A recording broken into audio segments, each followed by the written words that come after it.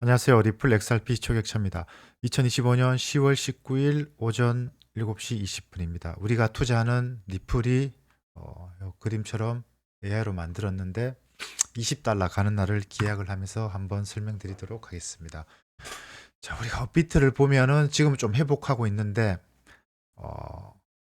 우리가 아는 것과 모르는 것은 천지 차이다. 우리가 투자해서 무엇을 봐야 되는가? 거기에 대해서 한번 집중적으로 말씀을 드리도록 하겠습니다. 먼저 제가 이제 몇 번 설명을 드렸는데 전 세계 투자 시장은 284조 달러입니다. 그 가운데서 채권이 가장 구성비가 높고 51%, 주식이 48%, 요거 두 개 합치면은 99%죠. 이제 1%가 암호화폐. 암호화폐가 3조 6천억 달러. 그럼 이걸 원화로 환산을 하면은 3.6 곱하기 1,400원을 하면은 대략적으로 한 5천조 원 정도가 되죠. 우리가 투자하고 있는 것은 미국 S&P의 애플 정도의 시장 정도밖에 안 된다. 한 종목 정도의 가치밖에 없다라는 겁니다. 그러니까 그만큼 아직 시장의 초입 단계라고 말씀을 드릴 수 있습니다. 자, 그러면 두 번째, 지금 현재 일어나고 있는 팩트 현상을 설명을 드리면은, 여기 보시면은,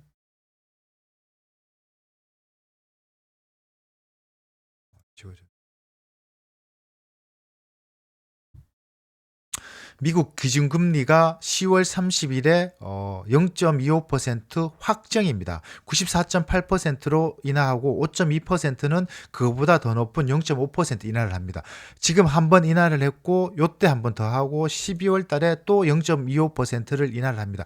즉 12월 달까지 기존 대비해서 0.75% 정도 인하를 합니다. 그러면은 미국의 기준금리는 3.75까지 내려오게 되는 겁니다. 그러면은 금리가 내려간다. 그러면 위험 자산인 암호 시장이 상승할 수 있는 겁니다. 그런데 왜 떨어지냐? 이 암호 자산은 제가 여기 말씀을 드렸던 것처럼 전 세계 투자 시장에서 주식 채권을 빼면은 이제 1% 아직 초입 단계 갓난아이 상태이다. 그런데 요 과거 사례로 보면은 금리가 인하를 되면 이게 바로 영향을 받는 것이 아니고 가장 안전 자산인 금이죠. 금, 그 다음에 주식이 먼저 선반영이 됩니다. 그리고 암호화폐는 쉽게 말씀을 드려서 후행 지표, 금리가 인하고 되고 나면은 안전자산이 먼저 급등을 하고, 왜냐? 돈의 가치가 떨어지니까 상대적으로 금이 더 올라가는 거겠죠. 그리고 난 다음에 우리가 투자하고 있는 비트코인이 상승을 하고, 그 다음 알트코인, 들이 상승을 한다고 보시면 되겠습니다. 그게 일련의 스토리인데 이 순간 그러니까 금리는 내려간다 그리고 ETF도 XRP 기준으로 승인되려고 하는데 미국 셧다운 때문에 지연은 되지만은 정해진 수수 시간만 지나면 된다. 그런데 각종 호재는 가득한데 왜 이 모양일까라는 생각이 드는 겁니다. 요게 일어나고 있는 팩트인데 요거를 우리가 한 발 더 멀리 다 바라보면은 시장의 명확성은 앞으로 방향성은 명확하다입니다. 즉 떡상한다라고 보시면 됩니다. 자, 요걸 한번 보면은 10월 11일 날 암호화폐 그때 대량 청산을 당했습니다. 이렇게 공식적인 기록은 190억 달러, 26조 원, 27조 원 정도가 되어 있는데 제가 리플만 보더라도 미결제 약정을 계산해 보면 대략적으로 제가 실제 청산 당한 금액은 한 150조 원 정도가 된다고 저는 생각을 합니다. 그러니까 우리 크립토 시장이 5천조 원이다. 그러면은 한 3%, 4%에 다 청산을 당했다라고 보시면 됩니다. 그 다음에 중요한 것이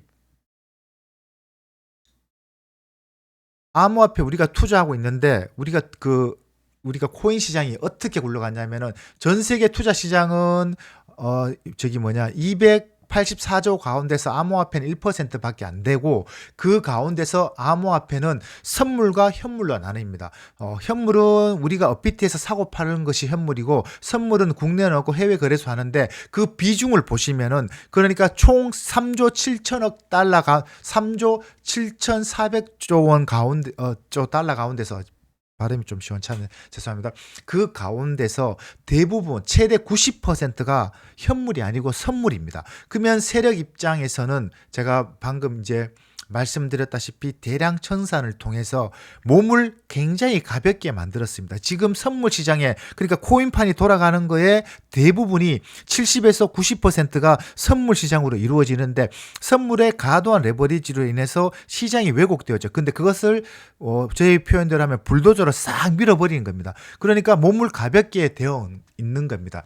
요게 XRP 기준으로 보시면 요때가 청산되기 전인데 평균 22.96 그러니까 29억 6천만 개 30억 개의 미결제 약정이 있었습니다. 미결제 약정이라는 것은 상승이든 하락이든 베팅을 하고 포지션을 유지를 하는 것이죠. 그게 지금 현재 보시면은 14억 8천만 개 정확하게 50%가 청산이 됐습니다. 이게 원화로 가치를 대략 해보면은 원화에 지금 여기 보시면 3,600원이잖아요. 그러면은 10억 개만 3조 6천억이고 지금 15억 개니까 대략 5조 원이 리플에서만 5조 원이 없어진 겁니다. 그러니까 12월 11일 때 청산이 있었던 이 업데이트를 해보면은 리플만 5조 원인데 이게 여기에 나온 규모를 보면은 솔라나도 3조 이게 2빌런이니까 2조 8천억 정도밖에 안 되었다고 표기됩니다. 나머지 그러니까 XRP 같은 경우 기타로 분류가 되어 있는데 실질적으로 계산을 해보면은 이거보다 훨씬 많다는 겁니다. 어쨌든 요지는 청산이 많이 되면서 몸이 가벼워졌다라고 설명을 드릴 수 있습니다.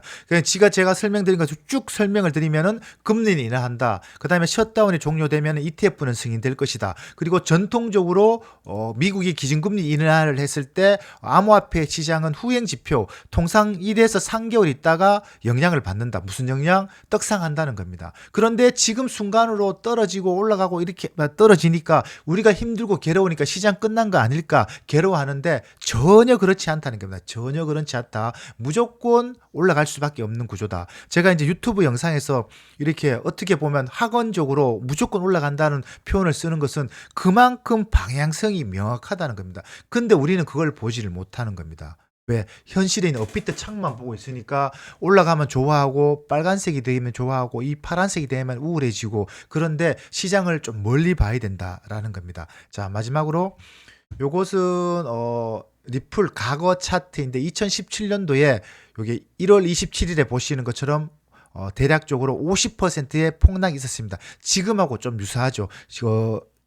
10월 11일에 있었던 새벽에 있었던 청산, 선물시의 청산. 이때는 시장이 지금보다 훨씬 다갔고 선물 시장도 미미했고 지금하고 비교할 그것은 아니지만은 흐름을 보자는 겁니다. 이런 폭락이 있고 어떻게 되었냐? 지금은 굉장히 커 보이죠. 커 보이지만 차트를 확대해 버리면 이게 너무 작아서 안 보이는데 이렇게 급등을 하죠. 이게 또 급등이 끝이 아니고 이걸 더 크게 확대해 버리면은 자, 제가 설명드린 부분 이 부분인데 이만큼 올라간다는 겁니다. 이게 어느 정도이냐? 예를 들어서 뭐 말씀 안 드려도 알겠죠. 이게 어느 정도인지. 네. 이게 더 크게 확대를 하면은 보시는 것처럼 깜짝 놀래게 이런 모습들이 된다는 겁니다. 미친 상승이 있었죠. 그게 이게 뭐 이렇게 된다, 안 된다 그런 차원이 아니고 과거에도 요런 하락폭이 있고 그다음에 일정 부분 조정 후 크게 상승했다라는 참조용으로 보실 수 있고 이렇게 설명을 드린 겁니다. 오늘의 논점은 우리가 시장을 알아야 됩니다. 아는 것만큼 지혜로운 것이 없습니다. 근데 모르면 무지하면은 안다고 착각하고 자꾸 시장을 왜곡되게 본다는 겁니다. 물론 제가 지금 말씀드린 게 제가 안다는 것이 아니고 시장은 판때기는 이렇다. 근데 금리가 인하되면 시장은 이렇게 가는 거고 그다음에 우리 암호화폐는 늦게 받는 거고 이 판때기 전체 사이즈는 내가 예를 들어 10명의 라면을 먹으려고 끓이려고 하는데 큰 그릇에 끓여야 되는데 집에서 혼자 먹는 것처럼 조그만한 일회용 1인분 라면 그릇 냄비에다가 라면을 끓여서 나는 10명의 라면을 끓였다고 하는 것만큼 무지한 건 없겠죠. 그런 것처럼 비유를 하자면은 우리가 지금 시장의 판때기가 얼마인지 라면을 끓이려면 큰 그릇에 끓여야 되는지 작은 그릇에 끓는지 그것을 파악을 하고 난 다음에 시장을 보는 것이 순서다라고 보시면 됩니다. 그와 관련돼서 제가 네이버에서 매일매일 분석해서 여러분들에게 제공해 드립니다. 네이버 구독 부탁드립니다. 감사합니다.